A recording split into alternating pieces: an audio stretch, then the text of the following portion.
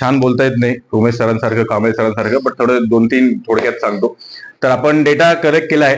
इथे 42 महिला हे टेलरिंग सिविंग मशीनसाठी आहे आणि त्याच्यामध्ये सरपंच सरांशी बोलणं आलं. सगळ्यात पहिले तुम्हाला सांगतो, तुमचं लिटरली भाग्य आहे की असा सरपंच भेटलाय.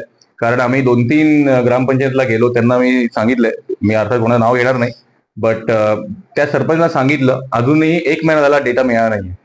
त्यांना वाटतं की त्यांचं करोड पाचघर ही ग्रामपंचायत हे आदर्श गाव व्हावं.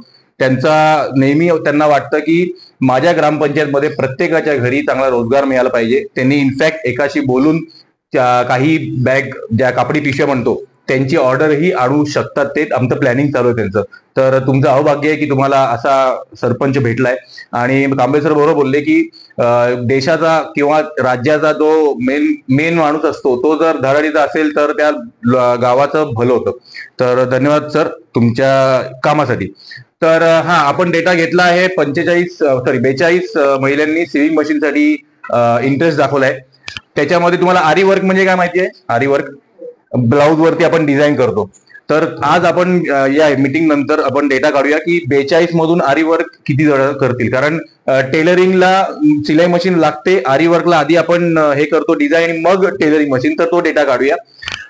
सांगायचं तुम्हाला की आपले माननीय पंतप्रधान मोदी सर हे नेहमी सांगतात की प्रत्येकाने आत्मनिर्भर व्हायचं आणि त्याचबरोबर क्वालिटी चांगली ठेवायची. आता फॉर एक्झाम्पल आरी वर्कचा एक ब्लाऊज 1000 ते 1500 रुपयाला जातो.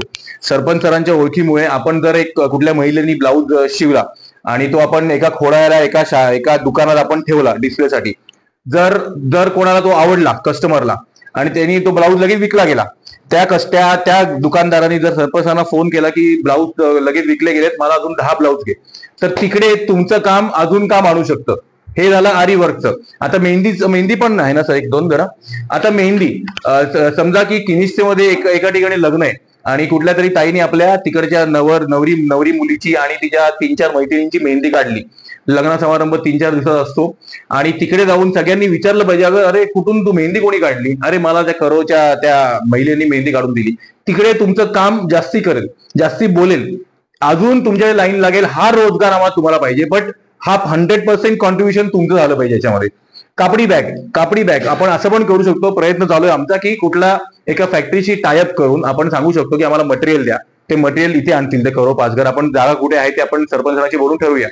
इथे ते मटेरियल आणून टाकून त्यांचे ठराविक, त्यांना एवढीच लांबी रुंदी पाहिजे तशा बॅग करून, चांगली बॅग, चांगले वजन घेणारी बॅग, जर ती क्वालिटी चांगली निघाली, जर पहिले आपल्याला 500ची ऑर्डर मिळाली 500 बॅगची, नंतर जाऊन 1000-1500, त्यांना त्या फॅक्टरीवाल्यांना बॅग आवडली, फॅक्टरीवाले जे अजून कोणी मित्र असतील ओळखीचे त्यांना ती आवडली, तर असा आपण ते चक्र ते वाढवू शकतो आणि तुम्हाला रोजगार आपण मिळवून देऊ शकतो.